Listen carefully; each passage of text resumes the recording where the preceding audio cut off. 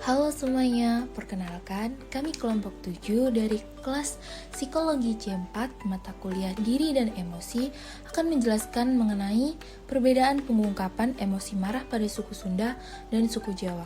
Sebelumnya perkenalkan anggota kelompok kami. Yang pertama ada Anggita Resti Palupi, yang kedua ada Rizky Tri Oktaviani Sukamto, yang ketiga ada Sarah Alhamasa, dan yang keempat ada Raihana Nabila. Di dalam video ini nantinya akan terdapat penjelasan lebih jelas dan lebih rinci mengenai beberapa peta konsep yang ada di slide berikut ini.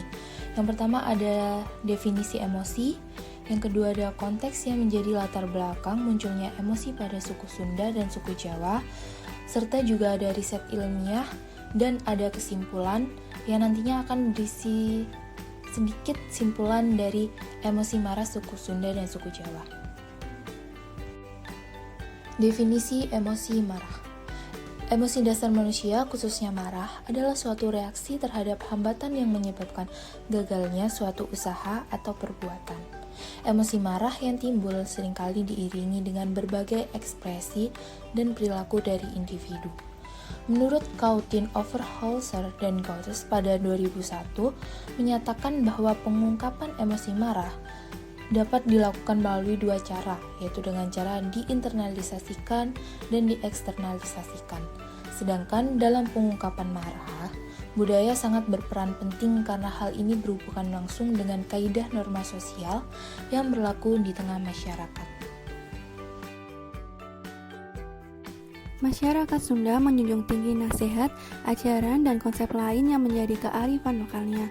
Nasihat mangkado mengurang ajalankan hirup kudu jager, bager, pinter, singer, tata titi, nastiti, jung serti adalah nasihat untuk hidup bermasyarakat yang sehat, jujur, benar, pintar, cekatan, sopan santun, tertib, dan mengerti. Sedangkan nilai untuk mengasihi, saling memperbaiki diri, dan juga saling melindungi merupakan kearifan lokal yang dimiliki oleh masyarakat Sunda. Nilai-nilai ini menjadi penanda bahwa masyarakat Sunda sangat menjunjung tinggi nilai kebersamaan. Lambat laun, hal itu menjadi turun-temurun dan akhirnya membentuk norma umum yang diinternalisasi sebagai nilai pribadi yang dapat menghasilkan pola reaksi emosi yang khas, khususnya emosi marah. Beberapa nasihat Sunda secara implisit mengajarkan bahwa seseorang hendaknya tidak memiliki sifat egois dan hanya mementingkan diri sendiri. Nilai budaya nasihat Sunda ditujukan supaya seseorang dapat hidup berdampingan secara harmonis dengan orang lain dimanapun dia berada.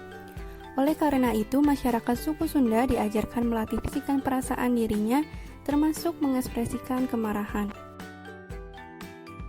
Dalam budaya Jawa, rasa malu sudah diajarkan sejak dini. Dengan memegang prinsip hormat yang terdiri dari komponen atau prinsip wedi, isin, dan sungkan, mengajarkan anak untuk berperilaku sopan terutama kepada orang yang lebih tua. Masyarakat Jawa juga memiliki aturan baku dalam penggunaan bahasa, tutur kata, dan etika.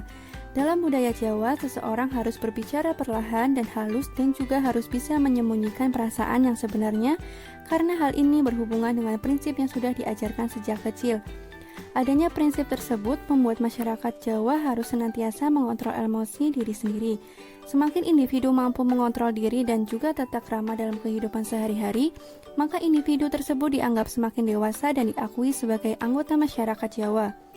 Oleh karena itu, masyarakat Jawa cenderung mengekspresikan marahnya dengan cara dipendam karena mengekspresikan marahnya yang meledak-ledak dianggap sebagai hal yang tidak sopan. Konteks yang menjadi latar belakang munculnya emosi. 1. Adanya anggapan atau keyakinan terkait dengan baik dan buruknya situasi. 2. Tinggi dan rendahnya atribusi negatif. 3. Tinggi dan rendahnya status sosial dan ekonomi akan mempengaruhi pengelolaan marah dan ekspresi marah. 4. Adanya tindakan dan sikap orang lain yang kurang menyenangkan, seperti penghinaan dan pelanggaran terhadap kepercayaan. 5. Adanya situasi atau peristiwa tertentu yang kurang menyenangkan.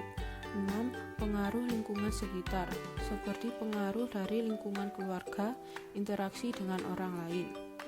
Bagi remaja, interaksi yang lebih banyak dapat memicu kemunculan rasa marah yang lebih kuat.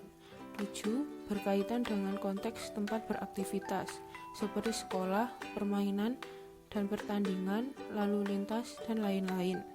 Riset ilmiah mengenai emosi pada suku Jawa. Menurut hasil penelitian yang telah dilakukan oleh Bakhri dan Atamimi pada 2016 pada 5 subjek penelitian masyarakat suku Jawa, terdapat persamaan maupun perbedaan dalam pengelolaan emosi marah.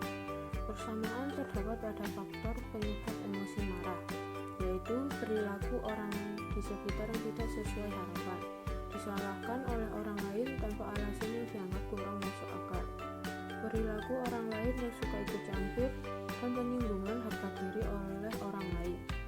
Sedangkan pada pengungkapan emosi marah dipengaruhi oleh pengelolaan emosi masing-masing individu yang dapat berupa perilaku asertif ataupun dengan diam, namun subjek cenderung menghindari perilaku agresif yang tidak sesuai dengan budaya suku Jawa. Riset ilmiah mengenai emosi pada suku Sunda.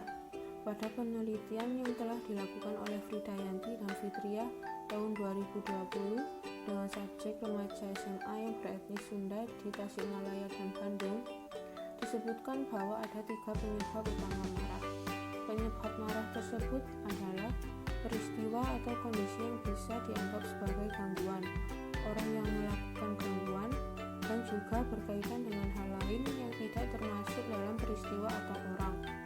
Berdasarkan penelitian tersebut, mayoritas responden mengekspresikan emosi marahnya secara nonverbal pasif. Adapun terdapat 3 perilaku yang mendominasi kategori nonverbal pasif. Di antaranya adalah diam, menangis, dan menyendiri. Hal ini menunjukkan bahwa remaja Sunda lebih memilih untuk menyembunyikan ekspresi marahnya dibandingkan dengan meluapkan dan menunjukkannya secara gamblang. Untuk kesimpulannya sendiri adalah suku Jawa dan suku Sunda sama-sama memiliki budaya masyarakat yang kolektif. Dan dari adanya penelitian tersebut dapat kita ketahui bahwa kedua budaya ini memiliki pola ekspresi emosi yang relatif sama, walaupun dengan keunikan masing-masing. Pada suku Sunda, nilai-nilai yang diajarkan adalah nilai keharmonisan dan nilai hidup berdampingan dengan masyarakat lainnya.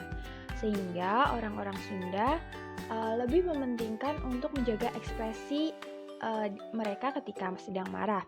Sedangkan pada suku Jawa lebih menekankan pada unggah-ungguh atau nilai kesopanan untuk mengendalikan ekspresi marah.